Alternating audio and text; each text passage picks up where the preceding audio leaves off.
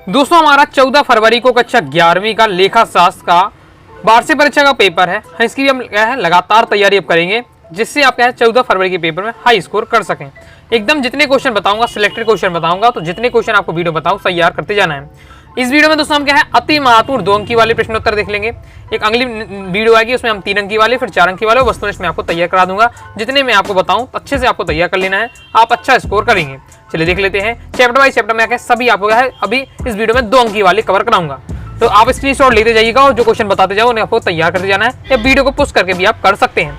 सबसे पहले आपको तैयार करना है लेखांकन की परिभाषा दीजिए, बहुत ज्यादा महत्वपूर्ण है। प्रीवियस ईयर में कई बार क्वेश्चन आ चुका है, या लेखांकन से आ सकता है या लेखांकन की परिभाषा आपसे पूछा जा सकता है। दोनों आपको क्या तैयार करके रखना है। ये आपको सॉल्यूशन दिया, मैं आपको ज्यादा समझाऊंगा नहीं, मैं केवल आपको क्या है क्वेश्चन बताते जाऊंगा कौन पढ़ना है। सॉल्यूशन भी आपको मैं दे रहा हूँ, तो आप उससे तैयार कर सकते हैं। ओके, इसके बाद नेक्स्ट आपको तैयार करना है लेखांकन की 2 शाखाएं। प्रीवियस ईयर में आ चुका है ये क्वेश्चन। लेखांकन की 2 शाखाएं कौन कौन सी हैं? तो 2 शाखाएं, एक आपकी वित्तीय लेखांकन, दूसरा है लागत लेखांकन। सॉल्यूशन आपका दिया है। देखिए जब भी आप क्वेश्चन का सॉल्यूशन याद करें तो आपको हेडिंग जैसे आपको याद रखनी है, माइंड में आपको क्या रखना है, लेखांकन की 2 शाखाएं हैं, एक वित्तीय लेखांकन, लागत लेखांकन, और उनके बारे में आपको पढ़ लेना और समझ लेना है। ओके, इसके बाद नेक्स्ट आपको तय करना है पूंजी से क्या है। तो पूंजी में आपको इतना याद रखना है कि व्यापार का स्वामी व्यापार प्रारंभ करते समय जो धन या नगद माल के रूप में रखता है उसे क्या पूंजी कहते हैं। ओके, कहते हैं कि देखिए हमने ये धंधा स्टार्ट किया तो मुझे इसमें पूंजी लग गई। ओके, तो कोई भी हम धंधा स्टार्ट करते हैं, ओके, व्यापार स्टार्ट करते हैं, तो उसमें क्या है कुछ ना कुछ हमें क्या पैसा लगाना पड़ता है, वही हमारी क्या पूंजी है। ओके, इस पार्ट हो जाता कंप्लीट। नेक्स्ट दोस्तों आपको तैयार कर लेना है, ये आपका क्या है क्वेश्चन आ चुका है, ये भी प्रीवियस ईयर में है कि किन्हीं 2 बाहरी उपयोगकर्ता के नाम बताइए। तो बाहरी उपयोगकर्ता कौन है? एक लेनदार हो जाता है, कर अधिकारी हो जाता है। ओके, इसके आगे देख लेते हैं। नेक्स्ट दोस्तों आपको तैयार करना है व्यवसाय किसे कहते हैं। बिल्कुल सिंपल क्वेश्चन, बिजनेस हम किसे कहते हैं? बिजनेस व्यापार आपने सुना ही होगा नाम, लेकिन जानते भी होंगे, हर विद्यार्थी जानता है क्या होता है बिजनेस, लेकिन वो लिखना किस प्रकार से तो एक बार पढ़ते हैं आपको समझ में आ जाएगा कि व्यवसाय उस क्रिया को कहा जाता है जिसमें धन के बदले वस्तुओं अथवा सेवाओं का उत्पादन विक्रय विनिमय होता है। आगे देख लेते हैं। इसके बाद दोस्तों आपको तैयार करना है संपत्ति से क्या आशय है। स्क्रीनशॉट लेते जाइए, संपत्ति से आपको तैयार करना आशय है। साथ ही मूर्त संपत्ति होती है, एक अमूर्त संपत्ति होती है, 2 आपको तैयार करके रखना है। और अक्सर क्वेश्चन पेपर में आता है कि भवन आएगा, लिखा रहेगा बगल में भवन। भवन किस प्रकार की संपत्ति है? तो भवन दोस्तों हमारी क्या मूर्त संपत्ति है। आगे ख्याति किस प्रकार की संपत्ति है? तो ख्याति हमारी अमूर्त संपत्ति है। ऑब्जेक्ट में यहाँ से क्वेश्चन आपको बन जाता है। इसके बाद लेखांकन की 2 सीमाएं।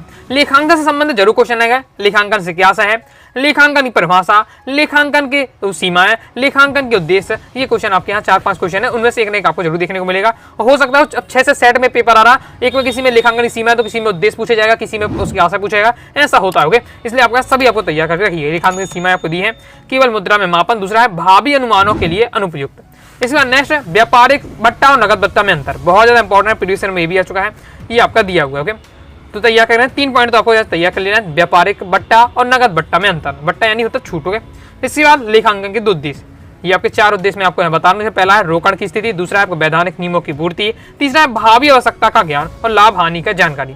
तो ये आपकी लेखांकन उद्देश्य दिए हुए हैं, तो ये आपको अच्छे से तैयार कर लेना है। ओके, इसमें से अभी आप 3 तैयार करके रखिएगा। आगे देख लेते हैं। नेक्स्ट दोस्तों हमारा अध्याय है लेखांकन के सैद्धांतिक आधार, इससे देख लेते हैं। इससे आपको दोहरा लेखा प्रणाली को अच्छे से तैयार कर लेना है। दोहरा लेखा प्रणाली क्या है? तो यहाँ तो पहले आपको कार्टर के अनुसार दोहरा लेखा प्रणाली को बताया जा रहा है कि पुस्तक पालन अथवा लेखांकन आधुनिक प्रणाली जो प्रयोग है में है द्विप्रविष्टि के रूप में जानी जाती है। बस एक लाइन की परिभाषा है, डब्ल्यू पीकल्स के अनुसार परिभाषा दी है। तो दोहरा लेखा प्रणाली आपको तैयार करके रखना है। इसके बाद दोस्तों आपको लेखांकन सिद्धांतों की विशेषताएं इंपॉर्टेंट है। ओके, लेखांकन सिद्धांतों की विशेषताएं, तो आपका पहला है मनुष्यकृत सिद्धांत, दूसरा आपका तथात्मक उपयोगिता, फिर सरलता औचित्य, ये आपको सबको दिया हुआ है।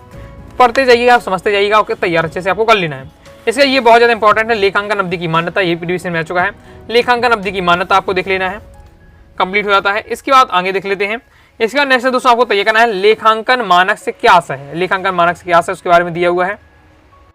इसके आगे दोस्तों आपको ये दिया, कंप्लीट हो जाता है। और नेक्स्ट और लास्ट चैप्टर से आपको तय करना है दोहरा लेखा प्रणाली की 2 विशेषताएं। ये अभी आपका बहुत ज्यादा इंपॉर्टेंट है, दोहरा लेखा प्रणाली क्या है और दोहरा लेखा प्रणाली की विशेषताएं, ये तैयार करके रखना है क्वेश्चन दोनों को।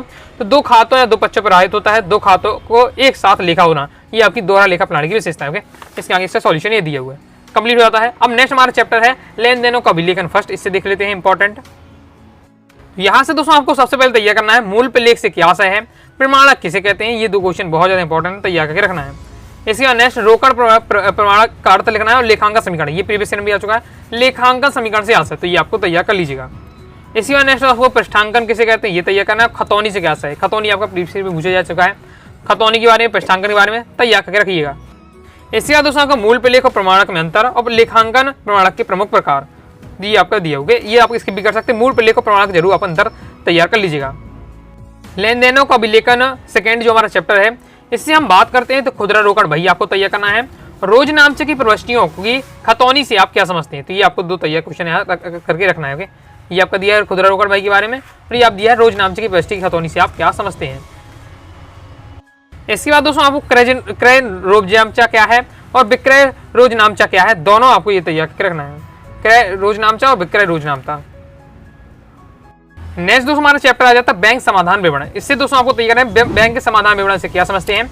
क्वेश्चन प्रीवियस ईयर में आ चुका है। अब यहाँ देखिए थोड़ा लॉन्ग दिए, 2 नंबर के साथ साथ काफी ज्यादा दिए, तो इतना नहीं लिखना है। एक बार आपको इसे पढ़ लेना है, अपनी लैंग्वेज में मैंने आपको 3 लाइन लिख दी है। बैंक समाधान विवरण की 3 लाइन आपको याद रखना है, उसकी परिभाषा और उसका अर्थ तैयार करके रखिएगा। ओके, इतना पूरा नहीं लिखना, लेकिन 2 से 3 लाइन बस आपको पढ़ के रखना है। ओके, इसके बाद बैंक समाधान विवरण किसके द्वारा बनाया जाता है। बैंक समाधान विवरण से संबंधित 5 से 6 क्वेश्चन है, तैयार करिए, वहां से एक नए क्वेश्चन जरूर आपको मिलेगा देखने को पेपर में। ओके, बैंक समाधान विवरण किसके द्वारा बनाया जाता है वो दिया हुआ है आपका सॉल्यूशन, तो इसे आपको देख लीजिए।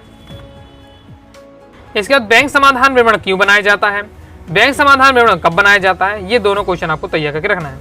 इसके बाद उन व्यवहारों के नाम दीजिए जो केवल रोकड़ बही में लिखे जाते हैं, पासबुक में नहीं, और उन व्यवहारों के नाम दीजिए जो केवल बैंक पासबुक में लिखे जाते हैं, रोकड़ बही नहीं। दोनों इंपॉर्टेंट है, ये आपके क्वेश्चन आ चुके हैं। ओके, तो ये भी आपको तैयार करके लीजिएगा। आगे देख लेते हैं। फिर इसके बाद बैंक समाधान विवरण बनाने का मुख्य उद्देश्य, ये भी इंपॉर्टेंट है। तो ये आपको उद्देश्य क्या होते हैं बैंक समाधान विवरण के, 2 पॉइंट आपको तैयार करके रखने हैं। इसके बाद दोस्तों हमारा नेक्स्ट चैप्टर आ जाता है तलपट और अशुद्धियों का अशोधन। तो इसमें हम बात करते हैं तलपट वाला क्वेश्चन जरूर आपको एक बार देखने को मिलेगा, जिसमें आपका तलपट कब बनाया जाता है ये आपको तैयार करके रखना है। उन खातों के नाम लिखिए जिनका शेष क्या है सदा आपका सदा नामे में रहता है, ये आपको तैयार करके रखना है। और इसके बाद दोस्तों 1-25 शुद्धि 2-25 शुद्धि, ये आपको 2 पे तैयार करना, दोनों इंपॉर्टेंट है, कोई ना कोई पूछा जा सकता है, तो ये दोनों आपको तैयार करके रखना है। 1-25 शुद्धि 2-25 शुद्धि।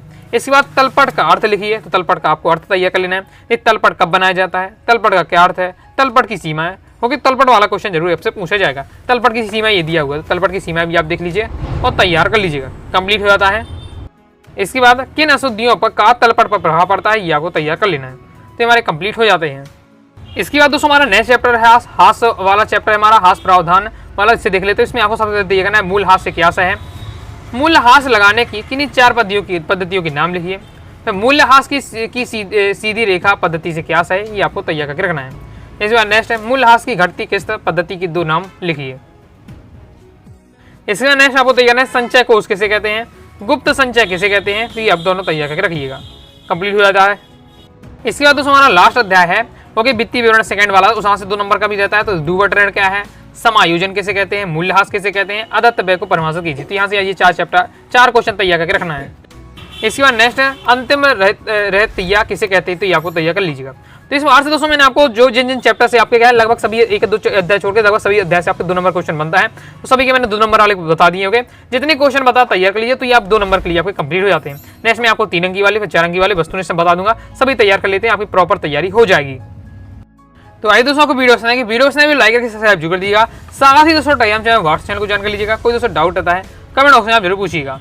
मिलते हैं दोस्तों नेक्स्ट वीडियो में, तब तक के लिए बाय बाय।